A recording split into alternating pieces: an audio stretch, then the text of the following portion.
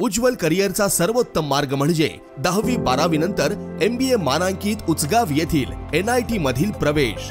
इथे आहेत mechanical, mechatronics व additive manufacturing, electrical, electronics and power, computer science, AI degree, civil, automobile, mechanical, electrical, electronics व computer AI diploma courses, अनुभवी प्राध्यापक, industry sponsored labs, digital library, शासकीय सवलती, startup साठी IIC आणि हमखास नोकरी देणारे प्लेसमेंट सेल। बहुजनांचा ज्ञानस्रोत NIT म्हणजे करिअरचा राजमार्ग व प्रगतीचा महामार्ग। प्रवेशासाठी संपर्क 1800-890-6290। स्थानिक स्वराज्य संस्थांच्या निवडणुकांच्या पार्श्वभूमीवर इंडिया आघाडीतील घटक पक्षांनी पुढील 15 दिवसात तालुका स्तरावरील कार्यकर्ते आणि पदाधिकाऱ्यांच्या बैठका घ्याव्यात। आरक्षणाचा मुद्दा, प्रभाग रचना, राजकीय पात्रता असे विषय सर्व पक्षांनी अभ्यासून समाजातील शेवटच्या घटकापर्यंत पोहोचण्यासाठी सर्वांनी संघटित काम करावे, असे आवाहन विधान परिषदेतील काँग्रेसचे गटनेते आणि काँग्रेसचे जिल्हाध्यक्ष आमदार सतेज पाटील यांनी केले। अजिंक्यतारा येथे घेतलेल्या इंडिया आघाडीच्या बैठकीत त्यांनी मार्गदर्शन केलं। सर्वोच्च न्यायालयाच्या निकालानंतर स्थानिक स्वराज्य संस्थेच्या निवडणुकीचा मार्ग मोकळा झालाय। निवडणुकीच्या तयारीच्या पार्श्वभूमीवर सर्व पक्षांच्या बैठका होत आहेत।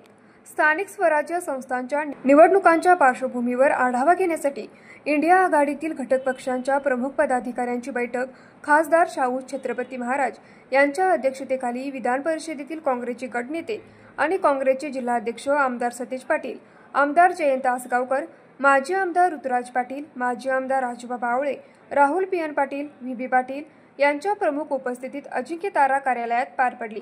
यावेळी बोलताना कोल्हापूर जिल्ह्याचे खासदार श्रीमंत छत्रपती शाहू महाराज म्हणाले, निवडणुका या लोकशाहीचा महत्त्वाचा प्रकार आहे। त्यामुळे येणाऱ्या निवडणुका ह्या इंडिया आघाडीतील सर्व घटक पक्षांनी एकत्रित येऊन लढूया।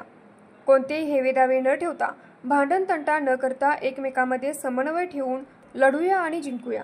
यासाठी सर्वांनी तळागाळातील लोकांपर्यंत पोहोचावे असे सांगितले। स्थानिक स्वराज्य संस्थांच्या निवडणुकांच्या पार्श्वभूमीवर इंडिया आघाडीतील घटक पक्षांनी पुढील 15 दिवसात तालुका स्तरावरील कार्यकर्ता आणि पदाधिकाऱ्यांच्या बैठका घेतल्या पाहिजेत। आरक्षणाचा मुद्दा, प्रभाग रचना, राजकीय पात्रता असे विषय सर्व पक्षांनी अभ्यासून समाजातील शेवटच्या घटकापर्यंत पोहोचण्यासाठी सर्वांनी संघटित काम करावे, असे आवाहन काँग्रेसचे जिल्हाध्यक्ष आमदार सतेज पाटील यांनी केले।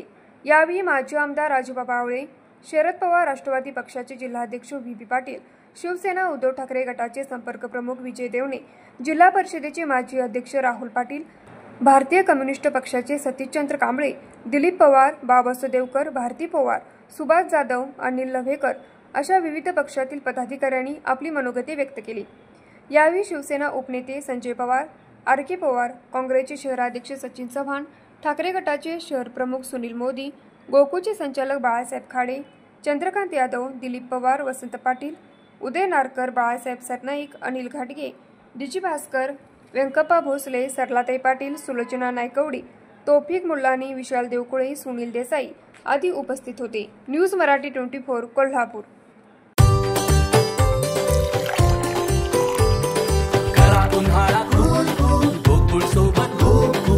गोकुळ सोबत गोकुळ